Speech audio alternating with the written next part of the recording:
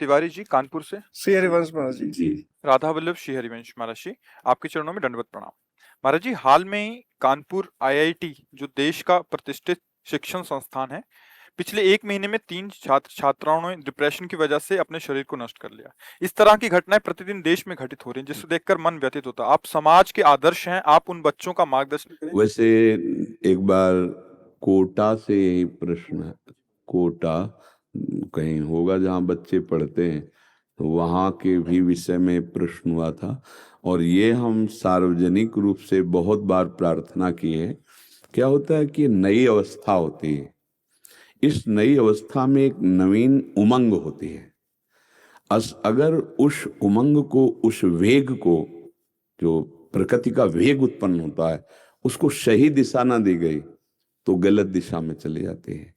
जैसे व्यभिचार, व्यसन, अगर हम गलत आचरणों में उतर गए। अब छोटे छोटे बच्चों के पास मोबाइल है, मोबाइल में पूरा संसार है, एकांत में गलत दृश्यों को देखना, गलत मित्रों का संग करना, फिर गलत आचरणों में उतर जाना, फिर एक दूसरे को ब्लैकमेल करना। आप गलत आचरणों में उतर गए तो आपकी बुद्धि की क्षमता घट गई, आपका फेल हो जाना, एक दूसरे का उपहास करना, घर से डांट पड़ना, कई कारण ऐसे उपस्थित हो जाना जिनसे बुद्धि की क्षमता निर्णय करना बंद कर देना और ये आना कि सब झंझटों से मुक्त होने का एक उपाय, शरीर छोड़ दो। ये घटना घटती है। अगर हम अपने नवीन पीढ़ी बच्चों को सही उपदेश मिले अध्यात्म का, देखो आधुनिक पढ़ाई पढ़ते हुए भी ना विनय है, न सभ्यता नियम आ रहा है, न बुद्धि पवित्र हो रही। सुंदरता की रक्षा शरीर की हो रही, पवित्रता की नहीं। बुद्धि बहुत प्रवीण हो रही लेकिन गलत ढंग से, गलत मार्ग में। भला अभी 16, 18, 20 की अवस्था है और खुले मन से हम जो चाहें वो कर सकते हैं, वो कैसे उन्नति को प्राप्त होगा? एक बॉयफ्रेंड बनाया, एक गर्लफ्रेंड बनाया, इसके बाद ब्रेकअप शब्द का प्रयोग हुआ, फिर दूसरा बनाया, फिर इसे व्यभिचार कहते हैं। जिससे हमारे नए बच्चे मनोरंजन समझ रहे हैं, खिलवाड़ समझ रहे हैं, इसे व्यभिचार कहते हैं। और ये व्यभिचार मन को मलिन करता है, बुद्धि को भ्रष्ट करता है, स्मृति शक्ति का लोप करता है, जीवनी शक्ति का नाश होता है। अब उसकी स्मृति पढ़ाई में थोड़ी लगेगी, पढ़ाई में बहुत पैसा लगता है, माता पिता बहुत श्रम करके पढ़ाते हैं। अब वो तो बोलेंगे ही बोलेंगे, मार डाला ना, इतना पैसा लगाया ट्यूशन में, इतना किया, फेल हो गए ना तुम। अब वो बच्चा कई तरह से हारा हुआ, वो फिर इस गति को कभी फेल हो जाने पर, कभी ब्लैकमेल करने पर, कोई नहीं जानता उसको कौन ब्लैकमेल कर रहा है, किस तरह से वो बच्चा। इसीलिए हम कई बार इस समस्या पर माता पिता को कहा है कि मित्रवत बच्चों से व्यवहार करो, दोस्त की तरह बैठो, हम नहीं डांटेंगे, तुम्हारे मन की जो बात हो हमें बताओ, हम तुम्हारे मित्र भी हैं, तन मन से हम तुम्हारा सहयोग करेंगे। कोई तुमको ब्लैकमेल कर रहा है, कोई दबाव डाल रहा है, कोई तुम्हें भ्रष्ट आचरण सिखा रहा है, कोई तुम्हें फांस रहा है, तो अपने माता पिता को हम बता सकते हैं, वो हमारे सच्चे हित ऐसे हैं। और माता पिता को भी चाहिए कि 14, 15, 16, 18 वर्ष के बच्चों से मित्रवत व्यवहार करें। आओ बैठो, तुम अपने दिल की बात हमको कभी छुपाना नहीं, बताना, भारी से भारी गलती में भी हम तुम्हारा साथ देंगे। तो बच्चा परिपक्व हो। फेल हो गया तो उसको डांटो मत, उसको आंतरिक शब्दों का टॉर्चर मत करो, कोई बात नहीं, हम और कमाएंगे और आपको पढ़ाएंगे, आप अगला प्रयास करना कि फेल ना हो। तो हम अगर अपने बच्चों को इतना साहस दें कि उनको अधर्माचरण से, गलत स्थिति से, गलत चिंतन से बचा पाए, तो शायद ये जो घटनाएं घटती हैं इनसे बचत हो जाए। नहीं तो कई ऐसी समस्या होती है जिनका निर्णय बच्चे नहीं कर पाते, नादान बुद्धि होने के कारण, कि अब क्या करें, अगर ये बात मम्मी पापा जान गए तो अब क्या होगा। कई ऐसे बच्चे या बच्चियां से घटना कर लेते हैं।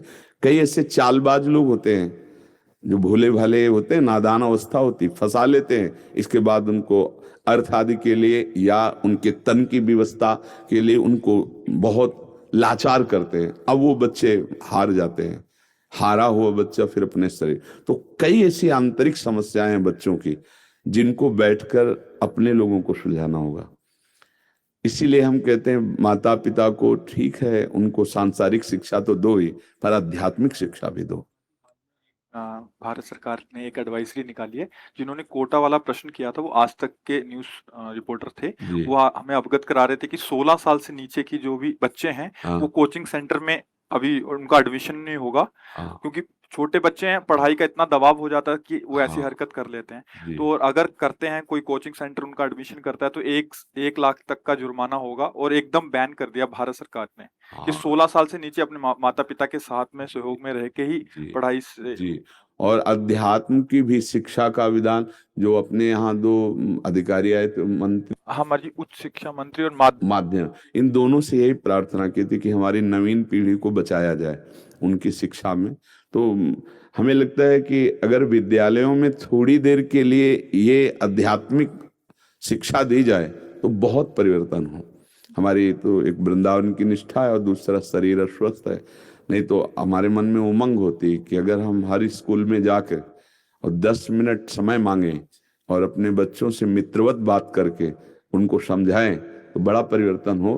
पर शरीर अस्वस्थ और धाम निष्ठा दोनों के कारण अब शरीर में किडनी फेल है तो इतनी सामर्थ्य नहीं रह गई कि जितना इससे पावर फेज के बाद ये सब खत्म हो जाता पड़े।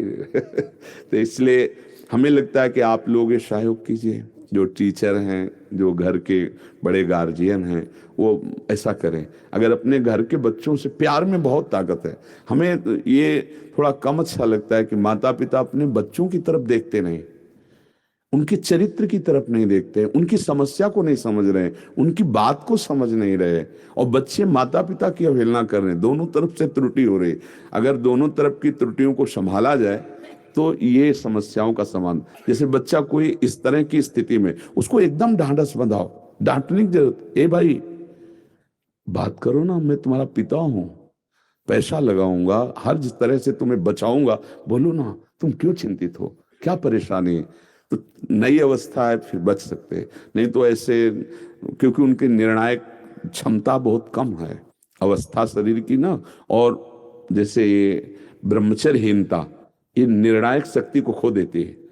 देखो ये तो बच्चे हैं, किसान या कोई बड़े उसमें फेल हो गए, हार गए, या फसल नष्ट हो गई, तो लोगों को लगता है कि शरीर छोड़ना एक कोई विशेष दुख निवृत्ति है। नहीं नहीं, उससे तो और दुख बढ़ेगा। आप अन्य योनियों में जाएंगे, फिर वहां बंधन जनित आपको कष्ट प्राप्त होगा। मुझे लगता है कि मानव देह शरीर छोड़ने के लिए नहीं मिला, समस्याओं से लड़कर जीतने के लिए मिला है।